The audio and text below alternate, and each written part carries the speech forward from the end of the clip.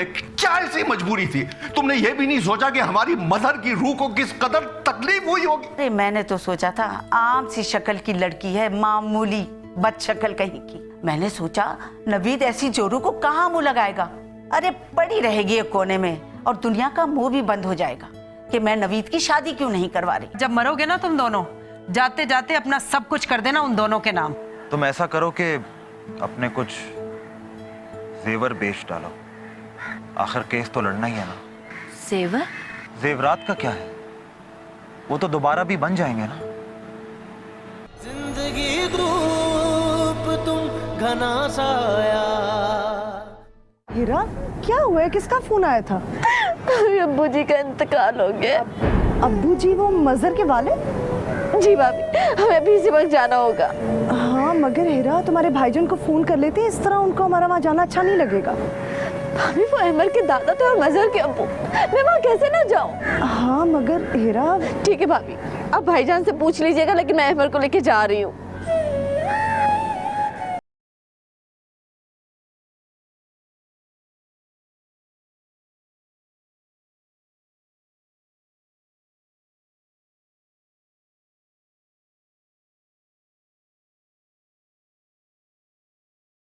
मैं तो पहले ही चाहती थी वो वहां ना रहे। अच्छा हुआ वहां से चली गई।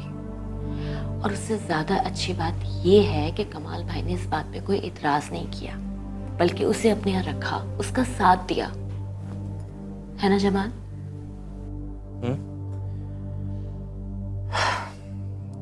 परदेश में बैठा शख्स किसी भी बात की तह तक नहीं पहुंच सकता। मुझे तो अजीब सी बेचैनी लगी हुई है।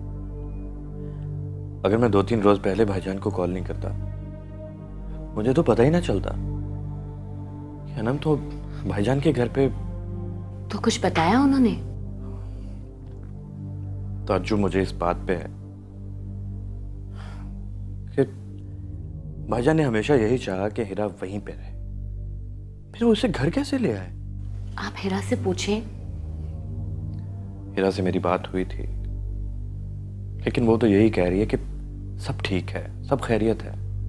अल्लाह करे ऐसे ही हो, लेकिन फिर भी आप मालूम करने की कोशिश करें जमाल।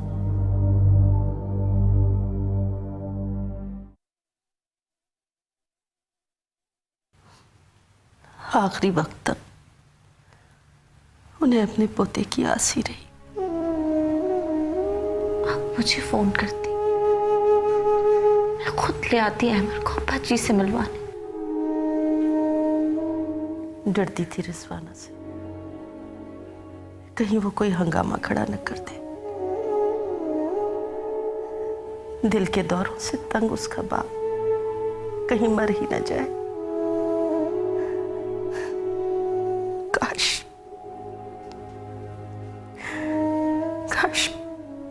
मैं भी उनके साथ मर जाती।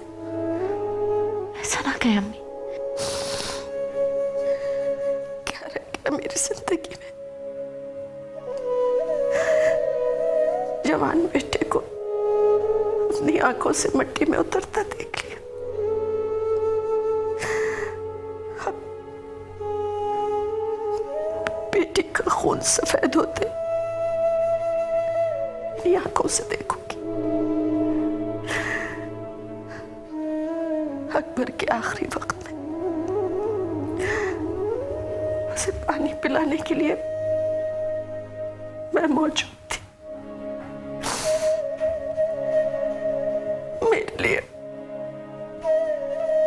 मेरे लिए कौन होगा? कौन होगा?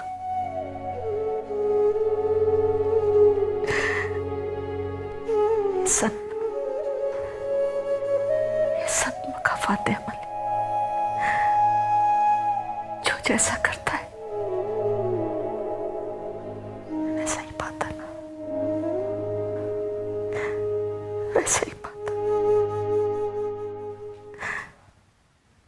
हीरा, मुझे माफ कर दे, मुझे माफ कर दे।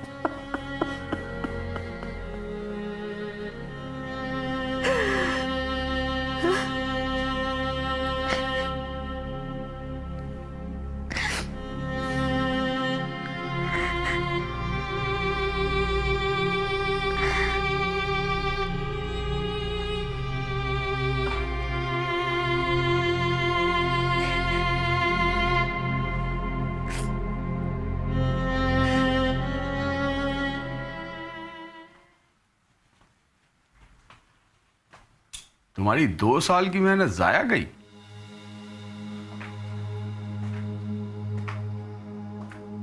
ऐसे नहीं जाया होने दूंगी मैं।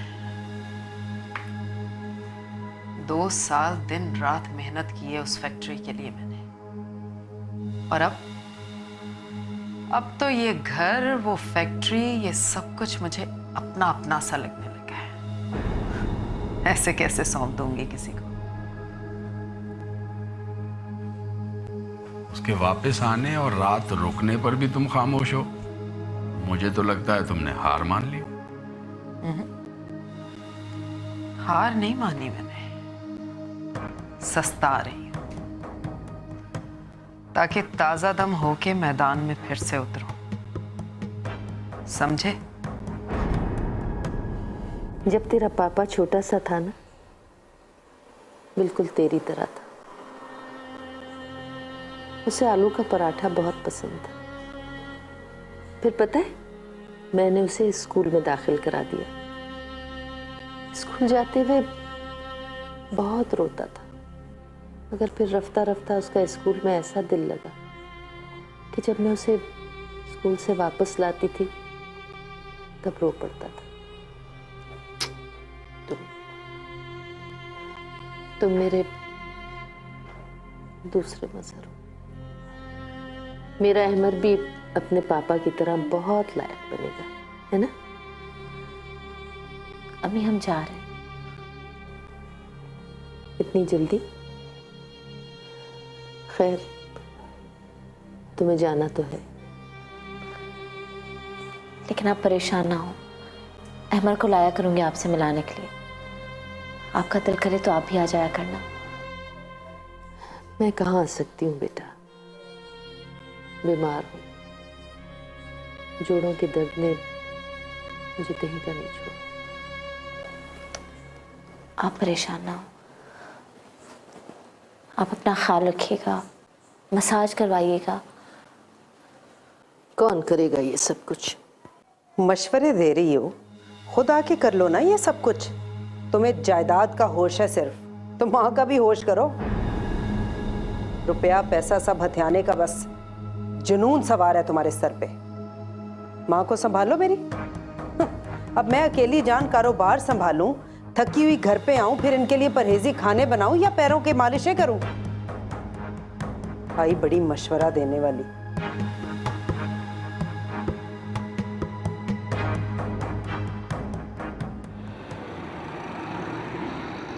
वो मजहर के कुछ ज़रूरी डॉक्यूमेंट्स की फ़ाइल रखवाई थी मैंने आपके पास। हाँ, चाहिए? जी भाभी, वो जब अहमर 2-3 महीने का था तो मजहर ने उसका रजिस्ट्रेशन कराया था शहर के सबसे बड़े स्कूल में। अब माशाल्लाह उसकी एज हो गई स्कूल की, तो मैं सोची थी उसका एडमिशन करा दूँ। शहर का सबसे बड़ा स्कूल, यकीनन सबसे महंगा भी होगा। देखो हिरा, मैं जानता हूं कि मजहर हमसे ज्यादा साहिब हैसियत शख्स था, और अगर वो आज होता तो यकीनन उसने अपने बच्चे के लिए बहुत कुछ सोचा होता।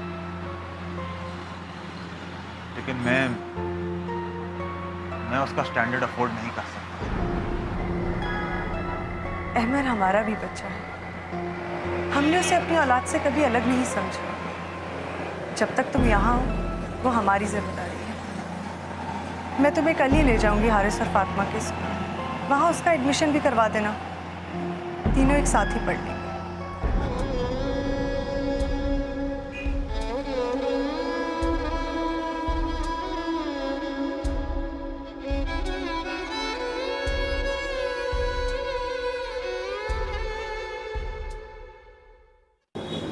आपा, तुम्हारा भाई इतने दावों से तुम्हें इसलिए लेके गया था कि इस कोठरी में फेंक दे? वो मेरा ही भाई, जिसके अंधे इश्क में तुम्हें इतने ऐश करा दिए उसने। वरना तुम्हारी औकात तो। आप ये सब कहने आई हैं मुझसे? नहीं, ये सब कहने नहीं आई। मैं ये कहने आई हूँ कि तुम्हारी और तुम्हारे भाई की औकात जो भी हो, लेकिन मेरे भतीजे की औकात ये नहीं। ना ये जगह और ना ये घर उसके काबिल। तो आप उसको उसका हक क्यों नहीं दे देते, ताकि वो भी वही जिंदगी गुजारे जिसके वो काबिल है? हाँ तो दे दूंगी, मैंने कब इनकार किया, लेकिन उसकी उम्र आने दो, अभी नहीं।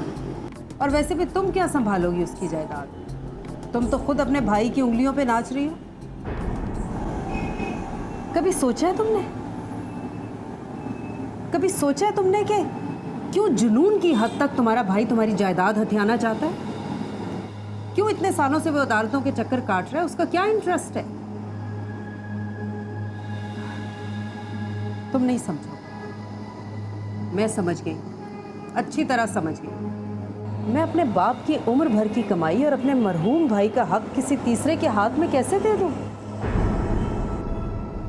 तो आप मुझसे क्या चाहते हैं? तुम वापस घर आ जाओ। आपने मुझे खुद निकाला था उस घर से। मैंने नहीं निकाला, मेरी अम्मी ने निकाला। लेकिन आपकी वजह से। वो उनकी गलत फहमी। सच पूछो तो मजहर के अचानक चले जाने के गम में मैं भी पागल सी हो गई। दिमाग माऊफ हो गया था मेरा, इसलिए कर बैठी उल्टी हरकत। वरना सच पूछो तो मुझे अहमद से वही मोहब्बत है जो एक फुफ्फी को भतीजे से होती चाहिए। मैं भी चाहती हूँ कि मेरा भतीजा हमारे पास रहे, उसका अच्छे से स्कूल में दाखिला हो, वो ड्राइवर के साथ आया जाया करे, उसकी अच्छी परवरिश हो, माँ के साथ साथ उसे दादी का प्यार, फुफ्फी की तवज्जो मिले। वैसे भी मेरी अपनी औलाद तो कोई है ही नहीं। तो इस सब के बदले में आप मुझसे क्या चाहते हैं? ठोकरें खा खा के कुछ अकल ठिकाने आ गई है। कुछ ख़ास नहीं, बस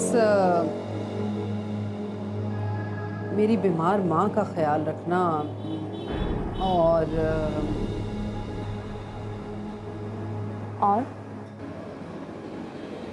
और ये कि अपने भाई से कह के केस वापस ले लो।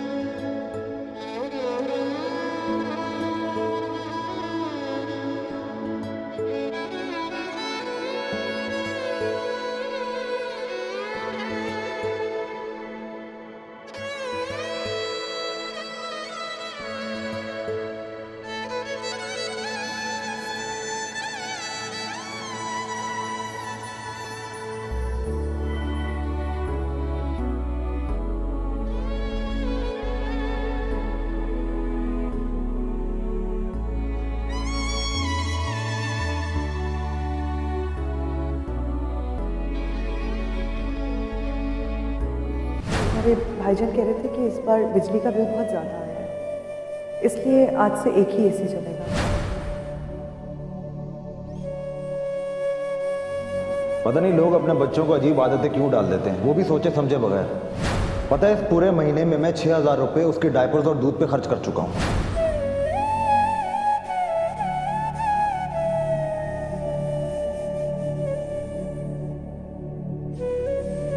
मैं जानता हूँ कि मदर हमसे ज़्यादा साहिब हैसियत शख्स था, और अगर वो आज होता तो यकीनन उसने अपने बच्चे के लिए बहुत कुछ सोचा होता। लेकिन मैं उसका स्टैंडर्ड अफोर्ड नहीं कर सकता।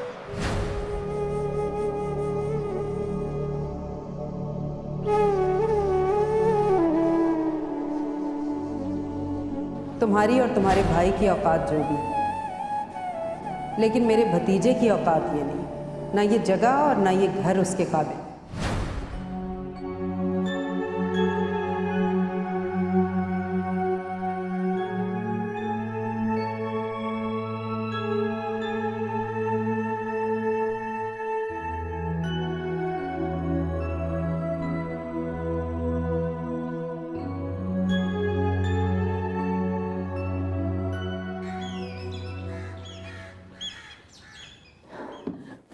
हाँ, तो ये तो बहुत खुशी की बात है ना। लेकिन परेशानी की बात भी तो है। डॉक्टर कह रही थी कि डॉक्टर तो कुछ भी कहती रहती है, उससे कोई फर्क नहीं पड़ता। और आप भी तो कितना बेचैन थे ना इस खबर के लिए, और अम्मी जी को पता चलेगा तो वो कितनी खुश होंगी। आप ना बिल्कुल फिक्र ना करें, मैं अभी जाके अम्मी जी को ये खबर देती हूँ, ठीक है?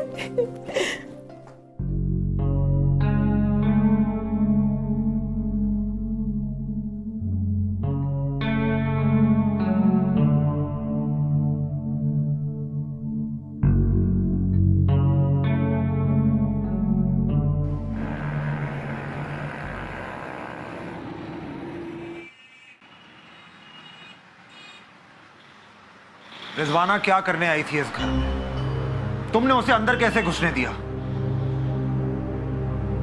भाईजान, मैंने ससुराल वापस जाने का फैसला कर लिया। कैसा ससुराल? ससुराल शौहर से होता है, और अब तुम्हारा शौहर इस दुनिया में नहीं रहा। मजहर मुझसे दूर जरूर हुए लेकिन अलग नहीं। मेरे नाम के साथ आज भी मजहर का नाम लगता है। लोग मुझे मजहर की बेवा के नाम से पुकारते हैं, और उस घर से मेरा ऐसा रिश्ता है जो कभी नहीं टूट सकता। तुम जज्बाती हो रही हो। पहली बार जज्बाती हुए बगैर हकीकत पसंदी से काम ले रही। और हकीकत यह है भाईजान कि मुझे तो इस घर में अपनायत का एहसास होता है, क्योंकि मैंने यहाँ जवानी गुजारी है, बचपन गुजारा है, लेकिन अहमर को नहीं। अहमर यहाँ अपने बाप को महसूस नहीं कर सकता जो वो अपनी दादी के घर पे कर सकता है। वो अपने बाप से जरूर महरूम है, लेकिन मैं उसे मजहर की यादों और तस्वर से नहीं महरूम कर सकती। वो अपनी दादी के साथ रहेगा तो अपने पापा को याद रखेगा, और मजहर के रूह को कितना सुकून मिलेगा कि उसका बेटा उसे जानता है, चाहता है और उससे अनजान नहीं है। यूं कहो कि तुम्हारे भाई के घर के हालात तुम्हें मजबूर कर रहे हैं, और उस घर का ऐशो आराम और सहूलत तुम्हें वापस बुला रही है। पिछले 2 साल से मैं और कुलसूम तुम्हारे लिए अपनी जान मार रहे हैं कि तुम खुश रह सको, और तुम वापस उस घर में जाना चाह रही हो जहां पर ना तो तुम्हारी इज्जत है और ना ही वक़्त, सिर्फ इसलिए कि तुम्हारा भाई तुम्हारे बच्चे को हर उस स्कूल में दाखिल नहीं करा सकता जिसकी माना फीस 12,000 रुपए है। तुम्हारी भाभी हर रोज बाजार बस में जाती है, तो मैं तुम्हारे लिए टैक्सी कैसे मंगवा सकता हूं? मेरे बच्चे रोजाना दाल चावल खाते हैं, तो मैं अमर के लिए बर्गर और चीज कहां से लेकर आऊं? मुझे गलत समझ रहे भाईजान, मैं बिल्कुल ठीक समझ रहा हूं। और तुम भी थोड़ा सा सब्र कर लो, क्योंकि तुम्हें ये सब चीजें मिलने ही वाली हैं। चंद ही दिनों में केस का फैसला हो जाएगा और तुम उस घर में मालिक बन के जाओगी। बस भी करे भाईजान, कब तक बहलाएंगे मुझे? पिछले 2 साल में इसी आसरे में मैंने अपने सारा जेवर, अपना सामान बेच दिया। अब तो अगले केस के लिए मेरे पास फीस भी नहीं है। खाली हाथ हो गई मैं।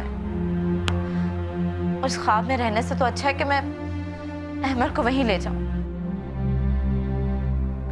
जो कुछ उसका है वो उसी को मिलना है, आज या कल उसी को मिलेगा। ओह, तो और क्या पट्टियां पड़ा के गई है वो रिजवाना? और क्या क्या क्या है उसने, बोलो। आप प्लीज ये केस वापस ले लें।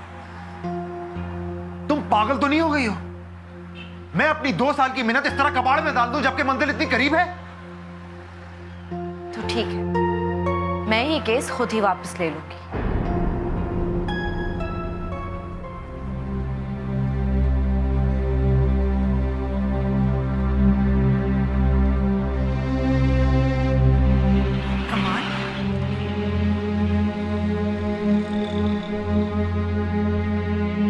उसने मेरी नियत पर शक किया है, सिर्फ उस औरत की वजह से जो उसने सब कुछ हड़प कर लेना चाहती है। जिंदगी धूप तुम घना साया।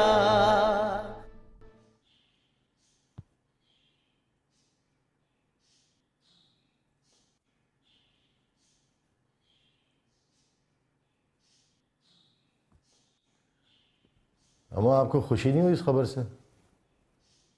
अरे बेटा, मुझे खुशी नहीं होगी तो क्या हमसायों को होगी? नगमा भी यही कह रही थी कि अम्मा को सबसे ज़्यादा इंतज़ार होगा इस खबर का। ये बता, तू डॉक्टर के पास गया था? तूने खुद सुना अपने कानों से? हाँ, मगर क्यों? अरे बेटा, कई औरतें मक्कर भी करती हैं। 4 दिन छोड़ से नाज नखरे उठवाती हैं, आराम करती हैं और फिर मैके में हफ्ता भर रहकर वापस आकर कहती हैं बच्चा ज़ाया हो गया। नहीं अम्मा, नगमा में इतनी चालाकियाँ कहाँ हैं। मैं खुद गया था डॉक्टर के पास, उसने मुझे खुद बताया कि वो उम्मीद से है। बहुत आराम और एहतियात के लिए कहा उसने। आप भी उसका ख्याल रखिएगा, उसे इतनी अकल नहीं है। हाँ, माँ बनने की अकल है उसमें, बाकी सारे मामलों में नन्ही और भोली बन जाती। अरे मैं खास ख्याल रखूंगी उसका। इस उम्र में तो मुझे चाहिए कि कोई मेरा ख्याल रखे।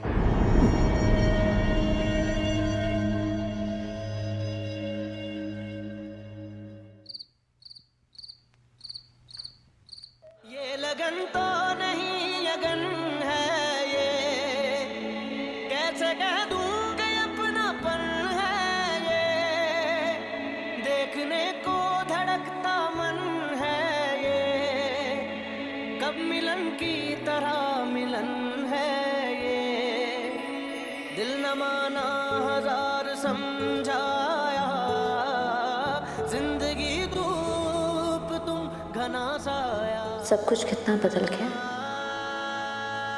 ना वो पर्दे, ना वो बेड, ना वो चेयर।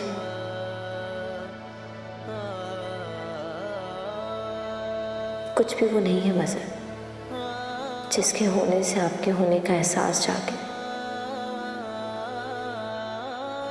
फिर भी कुछ तो ऐसा है जो मुझे आपके करीब कर रहा है, और वो है इन दीवारों में बसी आपकी खुशबू।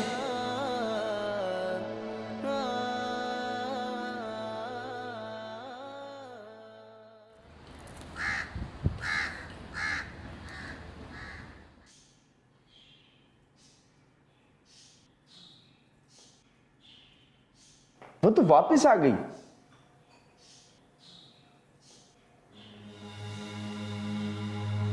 उसकी मजाल है कि वो खुद से वापस आए। उस कमबख्त को यहाँ से निकालने वाली भी मैं थी और वापस भी उसे मैं ही लाई हूँ। आखिर तुम चाहती क्या हो? जब मैं यहाँ नहीं रहना चाहता था तो तुमने जबरदस्ती मजबूर किया। अब जबकि मैंने घर भी बेच दिया और मेरी नौकरी भी नहीं है, तो तुम तो कम से कम ये सब कुछ हाथ से ना जाने दो। हाथ से तो सब कुछ निकल ही गया था, बेवकूफ़ इंसान। मैं केस ऑलमोस्ट हार चुकी थी। वो तो मेरी अकल थी कि मैंने उस अहमक को मनाया कि अहमर इस घर में रहेगा और उसका सारा खर्चा मैं उठाऊंगी, और हर महीने एक अच्छी खासी रकम उसके और उसके बच्चे के खर्चे के लिए मैं उसे दूंगी। तो वो मानी है केस वापस लेने पे, है ना, भूखे नंगे खानदान की यही औकात थी उसकी। चंद हजार रुपए महीने पे खुश होके मान गई। अगर चंद हजार से उसका कुछ अरसे के बाद जी भर गया और वो ज्यादा का मुतालबा करने लगी, या फिर किसी ने उसे उल्टी सीधी पट्टी पढ़ा दी, तो जैसे पहले एक बार बेचा था ना उसे, फिर बेच दूंगी। जानते हो ना मुझे। क्यों आई है यहाँ? तेरे आने से मेरे मज़र की खुशबू लौट आई है। तुझे यहाँ नहीं आना चाहिए था। क्यों आई है? तो क्या ये मेरा घर नहीं है? घर मर्द के साए से होता है, चाहे वो बाप हो, भाई हो, बेटा हो या शौहर। मेरा बेटा तो है ना मेरे साथ। बाप ना से माँ तो है, और फिर आपका साया है हमारे ऊपर। आप है हमारे साथ। मैं कमजोर तेरी हिफाजत कैसे कर सकती? तुझे अपने भाई के पास रहना चाहिए था। वो तेरी इज्जत ढक के रखता। रिजवाना माँ बाप की इज्जत न कर सकी, तेरा क्या ख्याल रखेगी? मैं जानती हूँ अम्मी, मैंने भाई के घर से निकल के बहुत बड़ा रिस्क लिया है, लेकिन मुझे अपने बच्चे के मुस्तकबिल के लिए कहीं ना कहीं तो हाथ पैर मारने थे ना। किसी ना किसी पे तो भरोसा करना था। मैंने आपा पे भरोसा कर लिया। उन्होंने कहा है कि वो मेरे अहमर को इस घर में किसी चीज की कमी नहीं महसूस होने देंगी।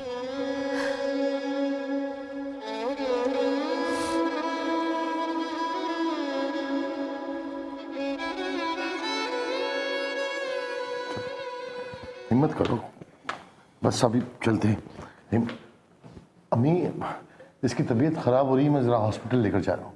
6 महीने हो गए, इसकी तबीयत ठीक ही कब होती है? रोज का तमाशा बना रखा है इसने अस्पताल जाने का। औरों के भी बच्चे होते हैं, महीना 2 महीने बाद मुआयना करवाती हैं और अस्पताल से घर आ जाती हैं। इसके तो रोज के फेरे हैं, मगर यहाँ तो इनके हर दूसरे दिन के चक्कर खत्म ही नहीं हो रहे।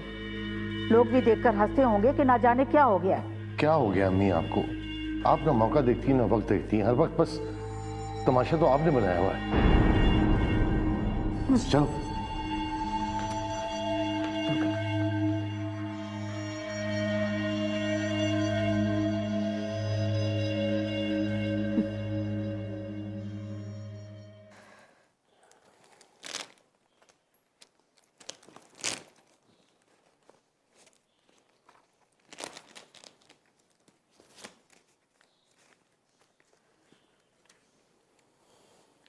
रख लो, और चाहिए हो और ले लेना।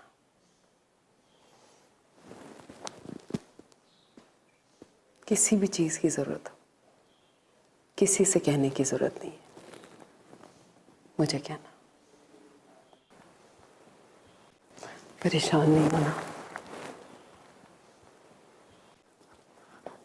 रानी क्या कर रही हो? फिलहाल इसे रहने दो, तुम कमरे में जाओ, अहमर के मैले कपड़े रखे वो जाके धो लो, मैं किचन देखती हूँ। ठीक है? सॉरी हफीज भाई। कोई बात नहीं, खुशी में इंसान ऐसे ही कदम कदम पर फिसलने लगता है। खुशी? अहमर शहर के सबसे अच्छे स्कूल में पढ़ता है।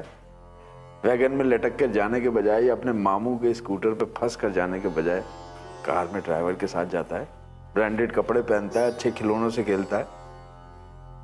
उसे सब कुछ वही मिल रहा है जो मजहर उसे देना चाहता था। जी हफीज। लेकिन अगर मजहर जिंदा होता तो अपने बेटे को ये सब कुछ इसी तरह देता जैसे रिजवाना दे रही है, खैरात की तरह, शर्तों के साथ। आप कहना क्या चाह रहे हैं? नहीं नहीं, मैं तो कुछ नहीं कहना चाहता।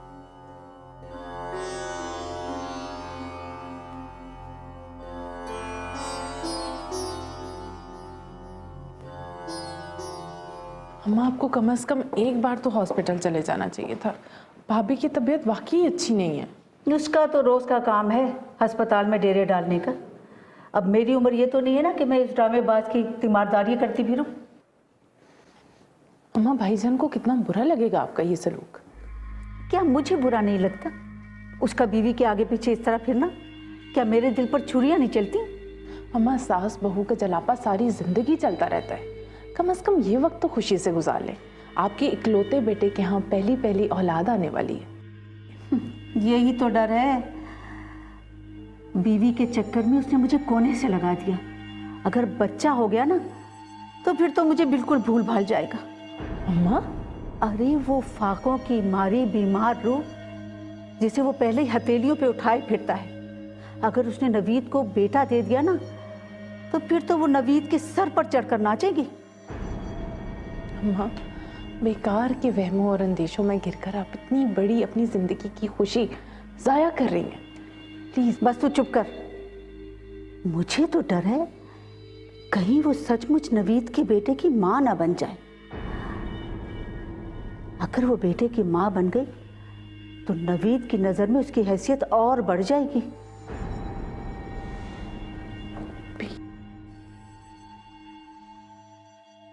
बस बस आराम से बैठो बैठो। अब हमें बार बार हॉस्पिटल नहीं जाना है, समझ गई तुम? अब जब ही जाएंगे जब हम अपना मुन्ना लेकर आएंगे। ओके तुम आराम करो, ठीक है? मैं जा रहा हूँ, मुझे फ़ोन कर लेना कोई काम हो तो।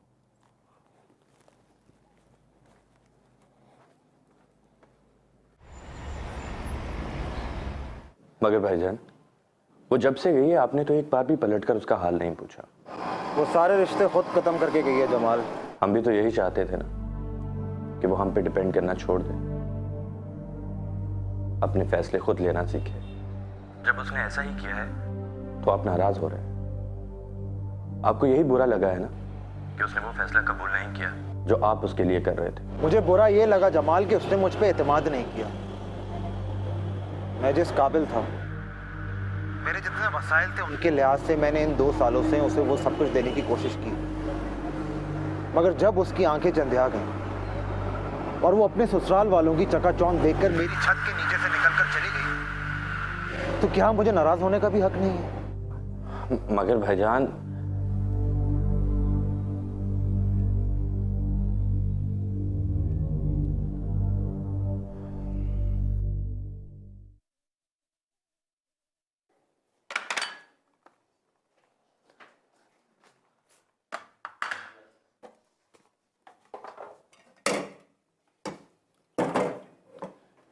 कोई काम है हफीज भाई?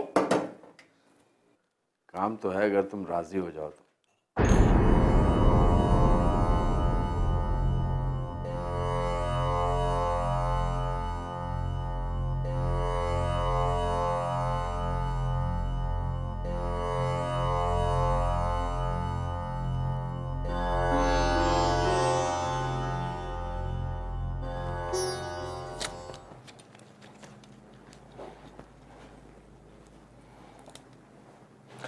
ये लो, गोलियां खा लो।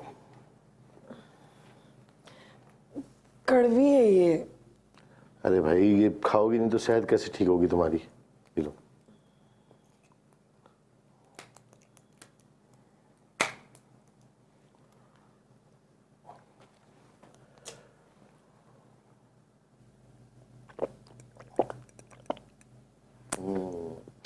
चलो अब मैं जा रहा हूँ, ख्याल रखना अपना, काम का बहुत अर्ज है। आप आते ही क्यों हैं जब आपको वापस जाना होता है तो? अरे भेब, तुम्हारी तबीयत देखने के लिए भी तो आना पड़ता है और मुझे काम बहुत है, ठीक है ना?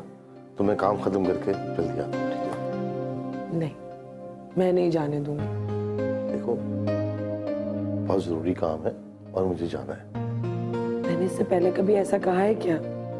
यही तो मैं कह रहा हूँ कि इतनी अच्छी मेरी बीवी है, हमेशा मेरी बात मानती है, तो फिर आज जिद क्यों करे? तो बस, अच्छे बच्चों को इनाम भी तो मिलता है ना। बस मैं कह रही हूँ, आप मत जाइए। अच्छा चलो, ऐसा करते हैं कि मैं जो जरूरी काम है ना वो करके वापस आ जाता हूँ, ठीक है? वादा? वादा। लेकिन तुम गुलाब जामुन खा लेना, ताज़ा ताज़ा लाए हो तुम्हारे लिए, और दूध पी लेना एक गिलास। दूध? हाँ हाँ, बहुत जरूरी है, ठीक है? ठीक है। अल्लाह हाफिज। अल्लाह हाफिज।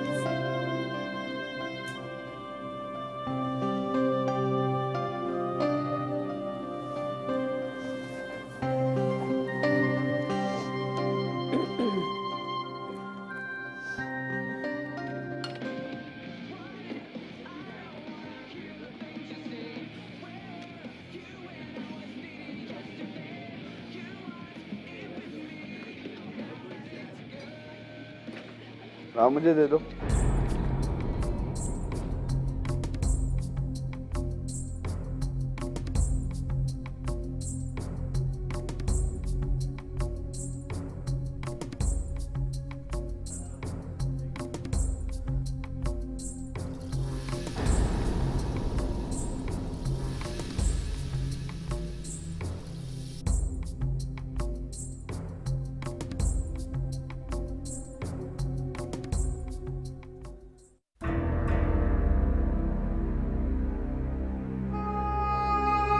खुशी में इंसान ऐसे ही कदम कदम पर फिसलने लगता है। काम तो है, अगर तुम राजी हो जाओ तो। हाँ, मुझे दे दो।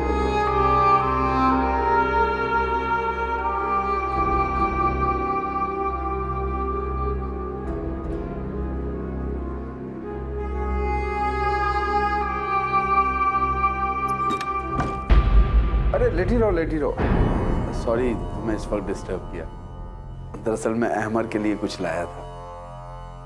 अरे ये तो सो गया। चलो तुम इसे दे देना। ये चॉकलेट्स हैं।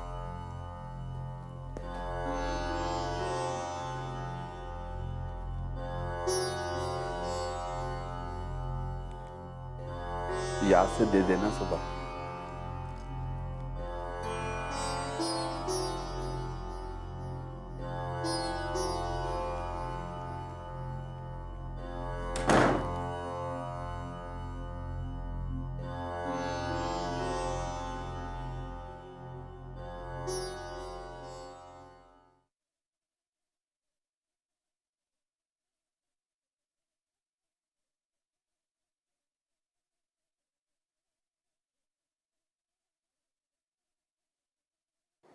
हीरा, जीती रहो मेरी बेटी। तुमने मेरी इतनी खिदमत की है, इतनी खिदमत तो कभी मेरी सगी बेटी ने भी नहीं की। मैं तो तुम्हें अब ये दुआ भी नहीं दे सकती कि अल्लाह तुम्हारा घर हंसता बसता रखे और तुम सदा सुहागन रहो। ये दुआ तो मैं तुम्हें कभी दिया करती थी। अम्मी,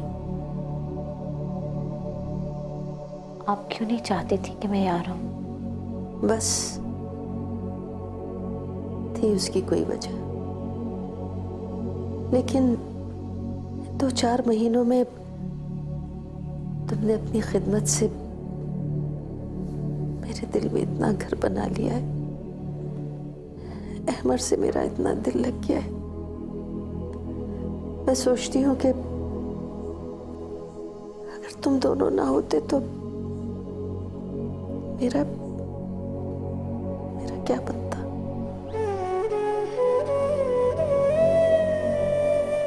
मुझे एहसास हो गया अम्मी कि आप क्यों चाहती थी कि मैं भाईजान के घर रहूं। सब कुछ जान गई, लेकिन अब क्या फायदा।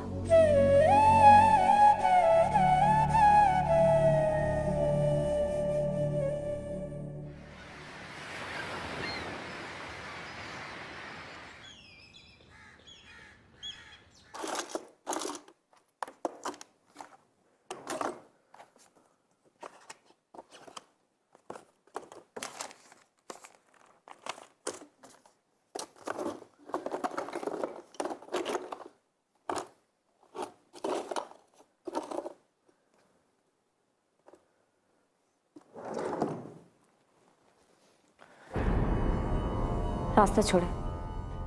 पूछोगी नहीं कि रास्ता रोका क्यों है? रास्ता छोड़े प्लीज। तुम्हारे रास्ते की सबसे ऊंची दीवार रिजवाना है, मैं नहीं। तुम क्या समझती हो? उसने जो तुमसे वादा किया है कि अहमद को मुनासिब वक्त पे सब कुछ दे देगी, क्या रिजवाना ये वादा पूरा करेगी? कभी भी नहीं। गलत फहमी है तुम्हारी। वो तो सिर्फ केस खत्म कराने के लिए तुम्हें घेर घार के यहाँ लाई है, उसके बाद तुम्हें कुछ नहीं देगी। मेरे बेटे के नसीब में जो होगा उससे मिलेगा, जो नहीं होगा वो नहीं मिलेगा। पर फिलहाल मेरे लिए यही काफी है कि मेरे बेटे की अच्छी परवरिश हो रही है और उसे अच्छी तालीम दी जा रही है। कब तक? शायद 1-2 साल। उसके बाद रिजवाना तुम्हें दूध में से मक्खी की तरह निकाल फेंकेगी। अच्छा, वैसे सब बातें आप मुझसे क्यों कह रहे हैं?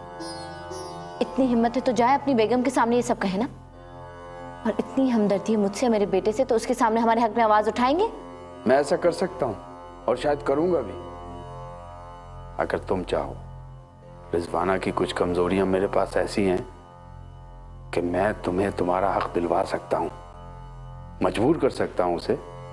वो नाक से लकीरें निकाल के भी तुम्हारा हक तुम्हें देगी। लेकिन सवाल यह है कि मुझे इस कारनामे के बदले तुम क्या दोगे?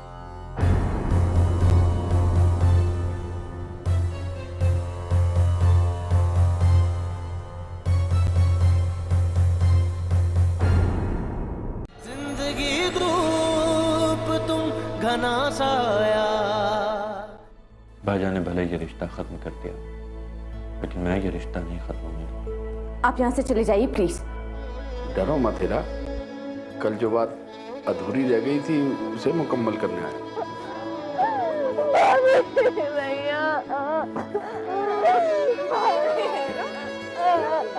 अम्मा क्या हो गया आपको? चुप कर जाए, भाईजान को तसल्ली दे, भाभी इंशाल्लाह बिल्कुल ठीक हो जाएंगी। लेकिन तूने तो कहा था कि डॉक्टरों ने उसे जवाब दे दिया है, उसके बचने की कोई उम्मीद ही नहीं है। क्या खबर थी के साथ थोड़ा है, मेरी तकदीर में वो छोड़ा है, जिस दौराहे पे तुमने छोड़ा है, उसने बंधन लगन का तोड़ा है। चल दिए तुम के जब यकीन आया, जिंदगी धूप तुम घना साया, जिंदगी धूप तुम घना साया।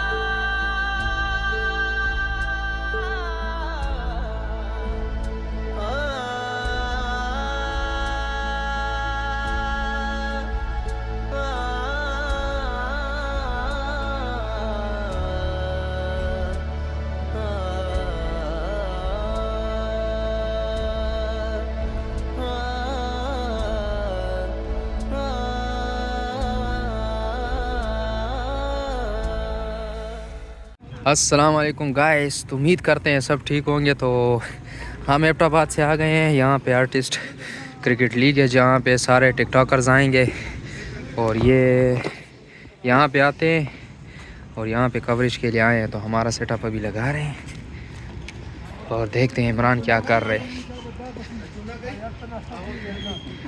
इमरान कैसे हैं आप? ठीक हैं? हाँ, यो स्टैंड दे माता पर। तो माशाल्लाह से सेटिंग स्टार्ट है।